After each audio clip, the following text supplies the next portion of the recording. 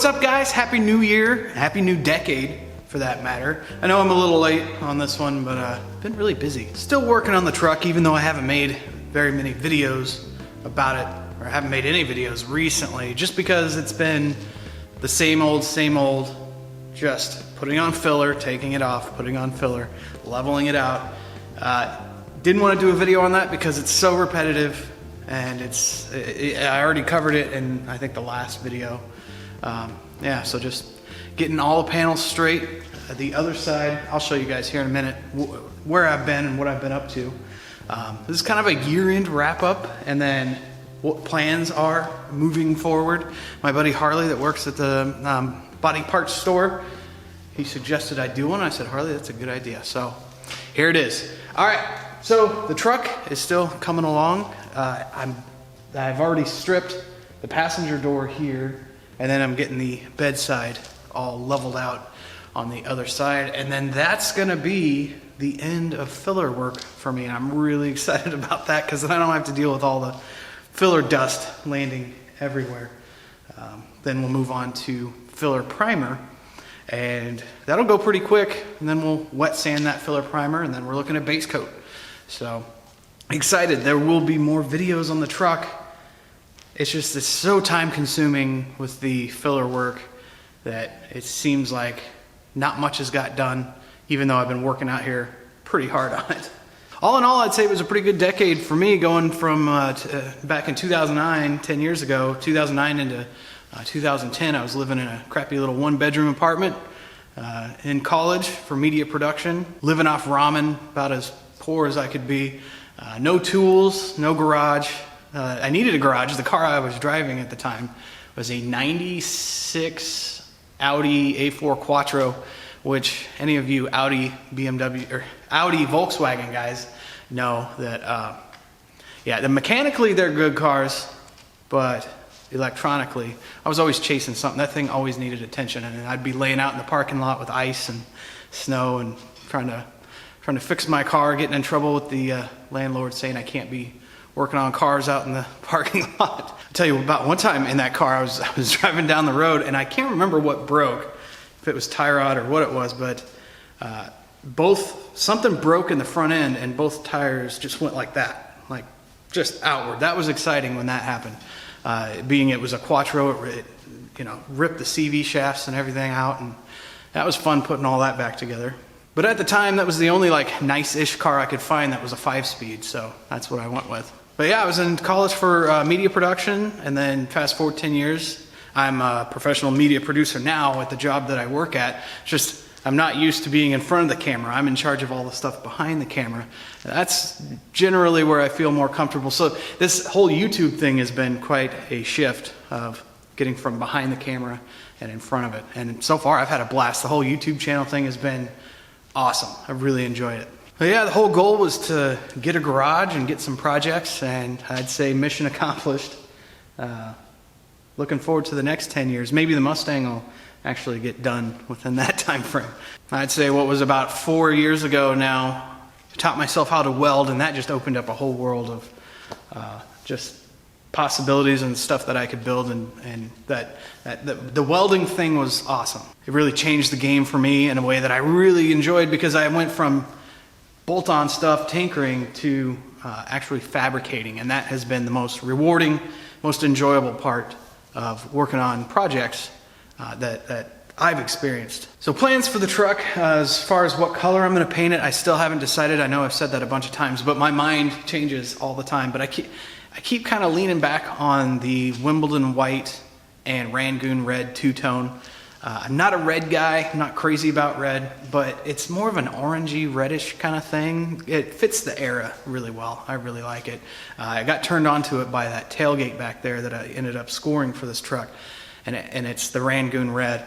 And after seeing it in person and everything, I really like that color, and I'm thinking, leaning pretty heavily on that two-tone Rangoon red and Wimbledon white, but we shall see. I ended up buying some 16-inch wheels. These are different wheels. They are for Crown Vic, but they're the smaller 16-inch wheels, and there's a reason for that. First off, I like the smaller wheels in terms of fitting the era of the truck. Yeah, they don't look like vintage wheels, but they're more of, you know, a smaller size like they had back then. But also, the main reason is because with the 16-inch wheels, I'm able to run these. And I'm excited about getting a set of these. These are the Diamondback. They're bias ply looking radials. I love the look of bias ply tires. Again, it fits the era, and you can get the white walls in 3 different sizes, so that's kind of cool. So I can go ultra wide white or somewhere in between, which is what I'll probably end up doing. It'd be really cool if Diamondback wanted to help out. Hey, it'd be in a video, cross promotion here, because they're really expensive, but they look the part, and I gotta have them. All right, as you can see, the filler work is continuing. Like I said, this is just a skim coat here just to get everything all leveled and working back there, and as well as the roll pan, which is just about done. And like I said, this filler dust just gets everywhere. But like I said, this is pretty much the home stretch of filler work, as the door is in really good shape. And I'm in the process of getting this all stripped down. This one's in a lot better shape than the driver's side was. I don't have any cracks or anything like that there. I've got tiny little cracks, well, right here. A couple tiny little cracks right there, but that's pretty normal for these things. It'll be easy enough to fill up with some weld and flatten it out. And those of you who are curious, here's a close-up of those 16-inch wheels. You've probably seen these on the Crown Vics before, but I'm thinking of painting this the same color as the truck, paint the wheels the same color as the truck, use a chrome center cap. Then with the white walls, I think it'll look really cool. Now, as for the Model A, I'm thinking about doing some banger racing with it. There is some banger race. For those who may not know, the nickname for these things with the original 4 cylinders in it is Banger. So it's a Banger 4. But there has been this revival of banger racing, of guys racing their 4-cylinder Model A's on dirt ovals and hill climbs and things like that. There's a dirt oval race with these in Dubuque at Vintage Torque Fest.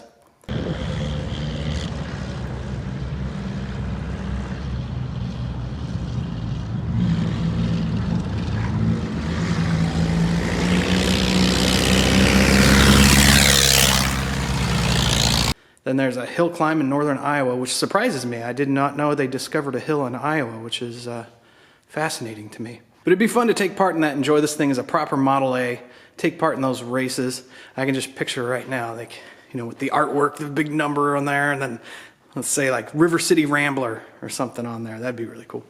But yeah, enjoy it with some period correct racing, no headlights, no fenders, anything like that. Don't have to worry about body work or anything, and enjoy it that way for a while before ripping it apart, putting it on a set of 32 rails and putting the Y-block in it. So really it'd be a matter of getting the door on it, which is over there, putting a seat in, get this motor running, maybe do a little hop-up parts. There's some really cool period pieces. I don't want to order anything out of a catalog, but a lot of cool stuff on the internet. Part Swapper on Instagram has a lot of cool old Model A vintage speed parts to put on these things, and that'd be really cool. And from everything I can tell, this is still the original paint.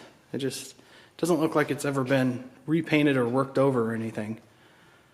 So it'd be really cool to enjoy it as a period piece racer with the Banger 4 and have fun with the Spark Advance and all that cool stuff that these Model A's required. The transmission is free. It shifts into all the gears. The rear end is free. The mechanical brakes actually still work. So why not, right? And the poor Mustang over there continues its life as a workbench, but we'll get her. We'll get her out soon. Still got the old flathead over here. So I haven't decided what I'm going to do with it. We're going to do something with it though. There's the bell housing I'm going to use on the Y block to mount to that adapter over there for a Y block to an early Ford transmission.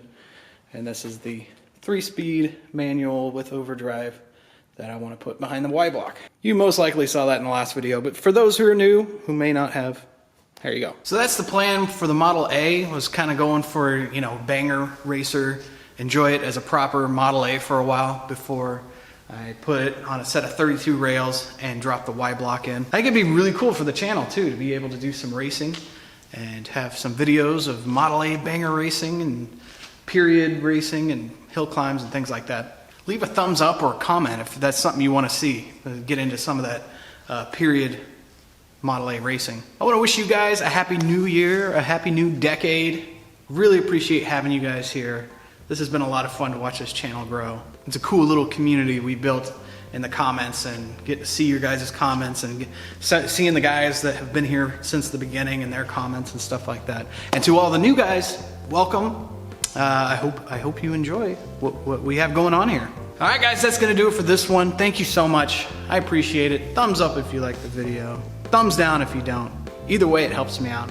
Guys, thank you so much, and I'll see you in the next one.